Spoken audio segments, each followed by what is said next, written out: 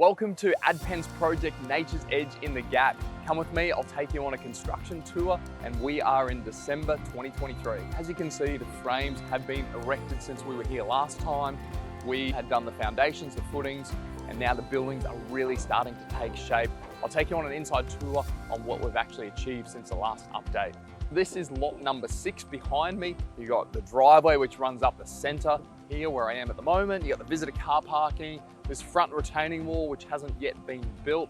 Opposite that is house number 5. I just want to point out a couple of things with this project and these properties is that because we have these overarching extended members on the upper floor, so these counterleaving floors, it means that there's a lot of steel that goes into these buildings. So this isn't typical for a normal house. So most residential homes don't have much steel in them, if any at all, especially like the cheaper project homes.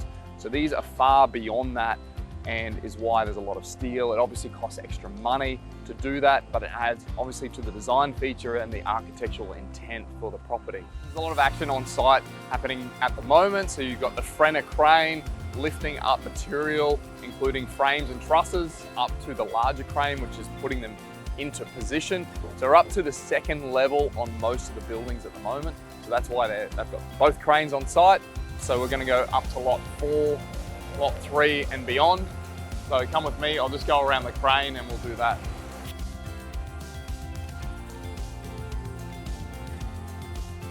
We've just come past the crane and we're up to lot 3 and lot 7. So lot 3, they're doing the 2nd story.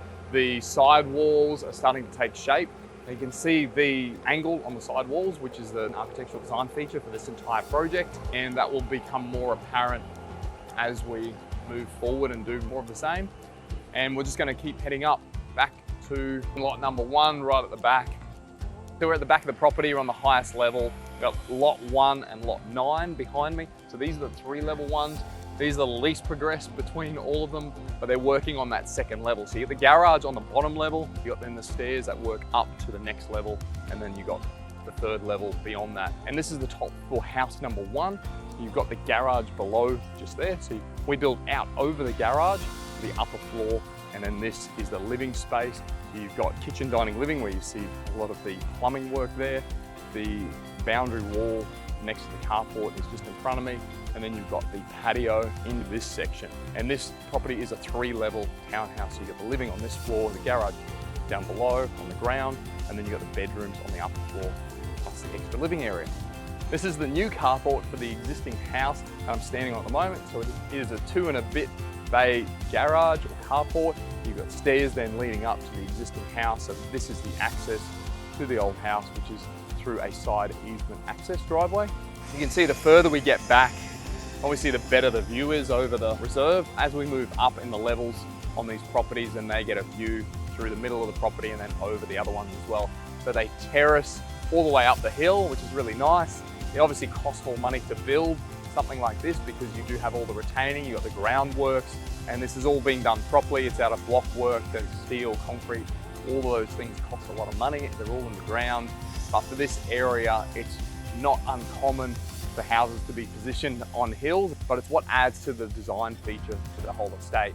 So it'll be really nice once it's finished, and we will have these cascading dwellings that move up from the road.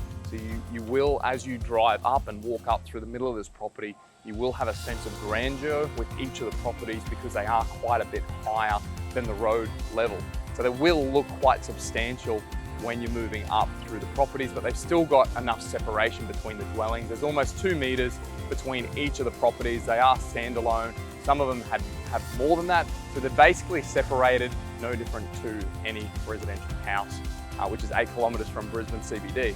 And that's a wrap for December 2023 update for Nature's Edge in the Gap. Thanks so much for watching. We'll see you on the next update when we've got roofs on, cladding done, and these buildings really start to take shape.